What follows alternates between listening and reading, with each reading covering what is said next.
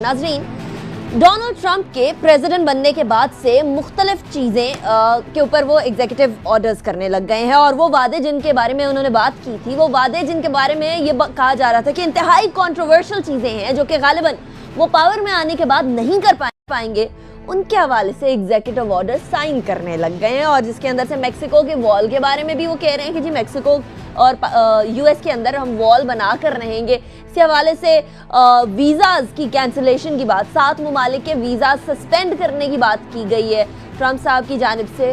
फिर Obama care का पहले दिन आते ही सबसे पहले ओबामा केयर को रोक दिया गया, जो कि हेल्थ बेनिफिट्स और हेल्थ केयर के हवाले से एक प्रोग्राम था, बाराक ओबामा ने उसको लेकर आए। अब ये तमाम सिचुएशन जो पैदा हो रही है दुनिया के लिए क्या तब्दीली लेकर आएगी और पाकिस्तान के ऊपर इसका क्या असर पड़ेगा, इस खित्ते पर इसका क्या असर पड़ेगा, जबकि हम देखते हैं कि डोनाल्ड ट्रंप का झुकाव इंडिया की तरफ काफ़ी ज़्यादा है। पाकिस्तान के वज़ीर आज़म से बात हुई, फिर वो ट्रांसक्रिप्ट बाहर आ गया, फिर उसके बारे में तमाम एक कॉन्ट्रोवर्सी डेवलप हुई थी, उस हवाले से बात करेंगे। लेकिन उससे पहले मैं तारुफ करवाऊंगी, मेरे साथ जनरल रिटायर्ड खालिद मकबूल साहब फॉर्मर गवर्नर पंजाब भी रह चुके हैं। खालिद साहब बहुत शुक्रिया आपने ज्वाइन किया। खालिद साहब, डोनाल्ड ट्रंप खुदा करके प्रेसिडेंट तो बन गए, पहले तो यही नहीं समझा जा रहा था कि गालिबन ये प्रेसिडेंट बन भी पाएंगे या नहीं, इसके बारे में भी कयास आराइयां हो रही थी कि ये तो बड़े गैर मौजू किस्म के कैंडिडेट हैं। लेकिन अब वो प्रेसिडेंट बन गए, उन्होंने इनॉग्रेशन सेरेमनी उनकी हो गई, लेकिन बड़े ही कंट्रोवर्शियल डिसीजंस कर रहे हैं वो एग्जीक्यूटिव ऑर्डर्स। उनके बारे में जो कहा जा रहा था सिर्फ सियासी बयान आते हैं, अब वो उनको ऑन ग्राउंड लेकर आ रहे हैं। कैसे देखते हैं आप अमेरिका के अंदर ये तब्दीलियां? ये आपने दुरुस्त कहा कि डोनाल्ड ट्रंप के प्रेसिडेंट बनने से पहले ये क़यास आराई हो रही थी कि वो जो इतनी कंट्रोवर्शियल बातें इलेक्शन से पहले कर रहे हैं, शायद ओहदा संभालने पर उनको ज़िम्मेदारी का एहसास हो और वो अपने ऐलानात से पीछे हट जाएं। लेकिन हमने देखा ये है कि वो तकरीबन तमाम मामलात पर, मेक्सिको की दीवार की बात हो, ओबामा केयर की बात हो, मुसलमानों की एंट्री की बात हो, मुसलमानों के वीज़ा के चेक की बात हो, और फिर अमेरिका के अंदर दूसरे जो ऐसी चीज़ें हैं जो एक अमेरिकी गरीब आवाम के लिए जिसके ऊपर उसका इफ़ेक्ट है, फाइनेंशियल रेगुलेशन की बात हो, वो तमाम चीज़ों पर बड़ी दिलेरी से वो इक़दाम कर रहे हैं जिनका उन्होंने इलेक्शन में वादा किया था।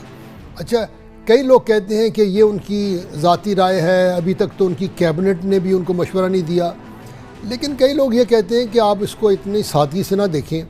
उनकी सारी कैबिनेट ऐसे लोगों पर मुश्तमिल है जो एक्सट्रीम राइट ख्यालात के हामिल हैं, और ये लहर इस वक्त यूरोप में भी बहुत उभर के आ रही है, उनको मिलने आ रही हैं। लंदन की, इंग्लैंड की प्राइम मिनिस्टर, वो भी चंद चीज़ों पर उनके साथ जो है ज़हनी मुताबिकत रखती हैं। तो देखें, इन चीज़ों का असर अमेरिका के अंदर भी होगा। आपने ख़ुद देखा है कि अमेरिका के अंदर उनकी ओबामा केयर पर, मुसलमानों के ऊपर मज़ीद सख्तियों पर, उनकी जो पुरानी फॉरेन मिनिस्टर थी, उन्होंने कहा अगर मुसलमानों को आपने रजिस्ट्री यानी उनको आपने टारगेट किया, मैं आपको अपने आप को मुसलमान डिक्लेयर कर लूँगी। तो अमेरिका के अंदर भी उनकी मुखालफत है। दीवार बनाने पर मेक्सिको उनकी बहुत मुखालफत कर रहा है। चीन ने इस बात में मुखालफत की है कि जनाब आपने साउथ चाइना सी पर और टैरिफ पे अगर हमारे ख़िलाफ़ मुखालफाना इक़दाम किए, हम इसका जवाब देंगे बहुत तगड़े होकर। लेकिन ज़्यादा हमारे लिए तशवीश की 2 बातें हैं। पहली बातें तो ये है कि उन्होंने मुसलमानों को ख़ुसूसन टारगेट किया है। उनके जो नेशनल सिक्योरिटी एडवाइज़र हैं जनरल फ्लिन, उन्होंने तो बहुत किताबें लिखी हैं जिसमें उन्होंने मुसलमानों को पूरी दुनिया के लिए एक बहुत ख़तरा बनाकर पेश किया है। तो जब डोनाल्ड ट्रंप मुसलमान मुल्कों में सख्ती करेंगे, इजराइल की तरफ उनका बहुत ज़्यादा झुकाव होगा, तो मुसलमान मुल्कों में रद्द-ए-अमल आएगा। गो के जो एक सुन्नी अरब रियासतें हैं वो इस वक्त अमेरिका की तरफ देखती हैं अपनी हिफाजत के लिए, लेकिन जब मसला आएगा इजराइल का, जब मसला आएगा मुसलमानों के तशख़्ख़ुस का, तो इन रियासतों के अंदर से आवाज़ उठेगी।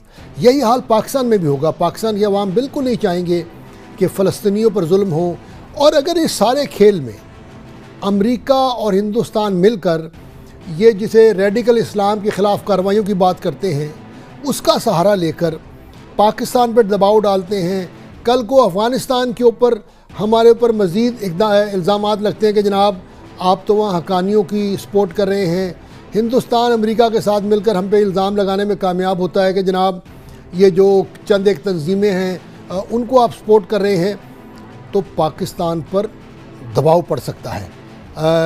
लेकिन इस सारी सूरत हाल में हमारे लिए बहुत सारी अपॉर्चुनिटीज़ भी हैं और हमें उसके ऊपर भी बहस करनी चाहिए।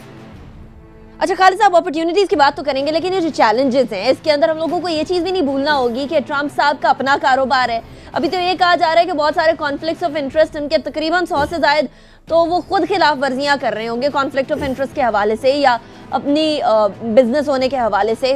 उन्होंने अपने बच्चों को सौंप दिया बिजनेस, लेकिन सबको मालूम है कि वो कितना इन्वॉल्व रहेंगे। ये कयास आराइयाँ भी अमेरिका के अंदर हो रही हैं कि कहीं ऐसे डिसीजंस ना लें जो कि उनके कारोबार के लिए बेहतर हो और अमेरिका के लिए बेहतर ना हो। और अमेरिका के साथ साथ पूरी दुनिया में अमेरिका का एक बहुत बड़ा स्टेक है, उस स्टेक का क्या होगा? ये आपने दुरुस्त कहा कि अमेरिकन अपने आप को दुनिया के लिए एक मिसाल बना के पेश करते हैं। कभी लफ्ज़ वो इस्तेमाल करते हैं कैपिटल द हिल। अमेरिका ये समझता है कि जो उनका सॉफ्ट इमेज है, उनकी फ़िल्में हो गई, उनकी कैब्स हो गई, उनकी यूनिवर्सिटियाँ हो गई, वो दुनिया के लिए एक बड़ी कशिश रखती हैं। लेकिन अगर अमेरिका ने ख़ुद अपने आप को एक ऐसा मुल्क बना के पेश किया जो इनटॉलरेंट है, जो गरीब अमीर में तफरीक रखता है, मुसलमानों के ख़िलाफ़ वो इक़दाम कर रहा है, तो अमेरिका के अंदर भी डोनाल्ड ट्रंप के ख़िलाफ़ एक मुज़ाहमत या मुखालफत उठेगी। उसके साथ साथ दुनिया में डोनाल्ड ट्रंप की इन पॉलिसियों के ख़िलाफ़ एक मुखालफत उठेगी। याद रखिएगा, तमाम कमज़ोरियों के बावजूद जो यूरोप है वो बहुत मामलों में बहुत टॉलरेंट है। जर्मनी का आप रेफ्यूजी का मामला देख लें, उन्होंने बड़ा अच्छा किरदार पेश किया। आप कनाडा में देखिए, उन्होंने महाजरीन को बहुत अच्छी तरीके से ट्रीट किया है। तो ये बात आपकी बिल्कुल दुरुस्त है कि डोनाल्ड ट्रंप की पॉलिसियाँ जो हैं वो अमेरिका के अंदर, अमेरिका के बाहर अपने हलीफ ममालिक में जो है उनकी मुखालफत बढ़ सकती है। लेकिन जो मेरे ख्याल में हमें चीज़ जिस पे गौर करने की बात यह है कि क्या सिर्फ ये डोनाल्ड ट्रंप की सोच है या इस सोच के पीछे जो उनके रुफ़का हैं जो बहुत एक्सट्रीम राइट व्यू रखते हैं। यूरोप में आपने देखा, नीदरलैंड में, फ्रांस में, कई मुल्कों में वहाँ की राइटिस्ट पार्टियाँ आ रही हैं। तो कहीं ऐसा तो नहीं है कि पूरी दुनिया में जो एक इंतहा पसंद राइट है, हम तो अपने राइट से नहीं अभी तक जान छुड़ा सके, इंडिया में तो इंतहा पसंद राइट जो है वो हुकूमत कर रहा है। तो कहीं ऐसा तो नहीं है कि दुनिया का सारा राइट मिलकर अमेरिका को चंद मामलात पे सपोर्ट करेगा और हमें अपनी चाइना की दोस्ती की वजह से और मुसलमान होने की वजह से हम पर मुश्किल वक्त आ सकता है। लेकिन अच्छी बात खालिद साहब, ये सारा राइट जिसकी आपने बात की है, सारा राइट मिलकर बहुत बड़ा सा रॉन्ग ना बना दे। मसला असल में ये है। और चाइना के बारे में मेरे पास बिल्कुल थोड़े से सेकंड्स रह गए हैं ब्रेक की तरफ जाने के लिए। चाइना इस चीज़ का फ़ायदा उठा सकता है क्या? पहले चाइना एक बंद सोसाइटी थी, बिल्कुल आना जाना उधर बंद था, आहिस्ता आहिस्ता वो ग्लोबलाइजेशन की तरफ आए, अब अमेरिका इस तरफ जा रहा है, ये हो क्या रहा है?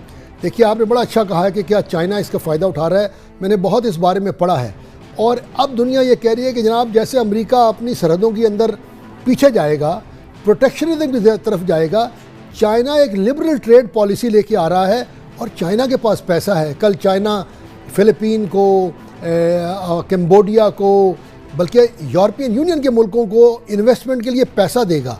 तो जब अमेरिका ने ये ट्रांस पैसिफिक पार्टनरशिप छोड़ी है तो चाइना को मौका मिल रहा है दुनिया के साथ अपने तजारती रवाबत बढ़ाने का। तो चाइना अगर अमेरिका ने इससे जगह छोड़ी और अपनी मुखालफत कायम की मुसलमान मुल्कों में, देखिए रशिया ने फ़ायदा उठाया। आज वो मिडल ईस्ट में उनके बगैर कोई तस्फिया नहीं हो सकता। आहिस्ता आहिस्ता चाइना अमेरिका को, मैं ये नहीं कहता कि उनके साथ कोई जंग होगी, लेकिन चाइना बहुत उभर कर अमेरिका के सामने एक ताकत बन के उभरेगा। और अगर डोनाल्ड ट्रंप ने इस किस्म की डिविसिव तकसीम करने वाली पॉलिसियाँ अख्तियार की, चाइना इसका फ़ायदा उठाते हुए एक बैनुल अक़वामी क़ुव्वत बनकर निकलेगा और हमारे लिए ये चीज़ बहुत फ़ायदेमंद होगी। राइट, चलें खालिद साहब ब्रेक की तरफ जाएंगे। चाइना एक अहम फरीक वैसे ही बनकर दुनिया के अंदर सामने आ रहा है, स्पेशली इकोनॉमिकली अगर देखा जाए। फिजिकली अगर वॉर हो ना हो, लेकिन economic war is the next thing of this world. और जिन तमाम राइटिस्ट के बारे में खालिद साहब ने बात की है, तमाम राइटिस्ट मिलकर अगर एक बहुत बड़ा सा रॉन्ग बनाते हैं तो इस दुनिया के अंदर रॉन्ग ही रॉन्ग रह जाएगा, राइट हमें कहीं नजर नहीं आएगा। ब्रेक की तरफ जाएंगे, ब्रेक के बाद वापस आएंगे और ये देखेंगे कि पाकिस्तान क्या कर रहा है इस वक्त आफ्टर ब्रेक।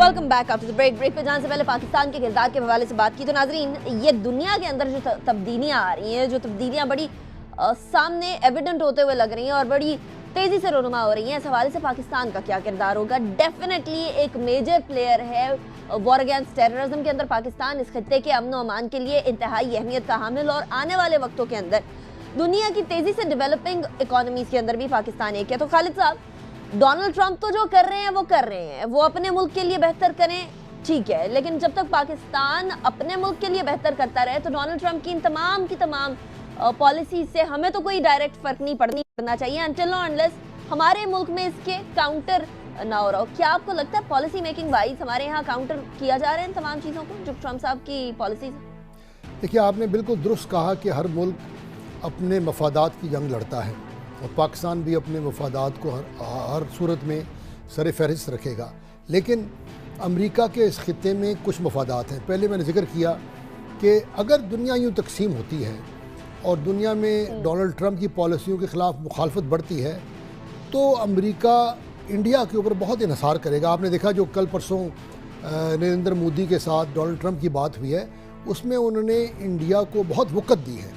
कल को अगर इंडिया और अमेरिका मिलकर इस खित्ते में पॉलिसी बनाते हैं और जैसे मैंने पहले जिक्र किया था कि वो अफ़गानिस्तान में जो बिगड़ती हुई सूरत हाल है उसका सारा मलबा हमारे ज़िम्मे डालते हैं, हिंदुस्तान अमेरिका को मजबूर करता है कि जनाब ये कश्मीर के मसले से तवज्जो हटाने के लिए ज़रा पाकिस्तान को ज़रा आप सामने लाएं, तो हमें एक चैलेंज आ सकता है। लेकिन हमारा इस खित्ते में एक बहुत, जैसे आपने कहा, बहुत एक बड़ा अहम मुकाम है। हम आने ये सी पैक के ज़रिए चाइना वेस्ट एशिया के साथ, सेंट्रल एशिया के साथ मिल रहा है, हम उसमें हमारा एक बड़ा किरदार है, लिहाजा हमें नज़रअंदाज नहीं किया जा सकता। दूसरी बात यह है कि अल्हम्दुलिल्लाह आपने दहशतगर्दी के ख़िलाफ़ एक कामयाब जंग लड़ी है जो कोई और मुल्क दुनिया में ये क्लेम नहीं कर सकता, समेत अमेरिका के, समेत रशिया के। ना सिर्फ हमने ये जंग जीती है बल्कि ये जंग लड़ते हुए हमने अपने अवाम को अपना तरफदार बनाया है। रशिया ने चेचनिया में जंग जीत ली है लेकिन चेचनिया को तबाह कर दिया है। हमने बहुत कहते हैं बहुत विजडम के साथ ये जंग हम जीत रहे हैं। तो हमारे इस रोल को नज़रअंदाज नहीं किया जा सकता। अगर हम अपने मुल्क को सिक्योर रखते हैं, अपने मुल्क में किसी ऐसी तंजीम को इजाज़त नहीं देते जो दूसरे मुल्क में कार्रवाई कर सके, और उसके ऊपर हमने बड़ा वादे पैगाम दिया है। जब कल परसों जनरल बाजवा ने कहा था कि वो अफ़गानिस्तान जाएंगे और प्रेसिडेंट गनी के साथ वो इन मामलात में बात करेंगे। हमने पूरे फाटा को क्लियर कर दिया है, पाकिस्तान से कोई दहशतगर्दी नहीं हो रही। तो पाकिस्तान के ऊपर अब इल्ज़ाम लगाना इतना आसान नहीं है, लेकिन हमें चाहिए यही कि हम अपने मुल्क में दहशतगर्दी पर मजबूती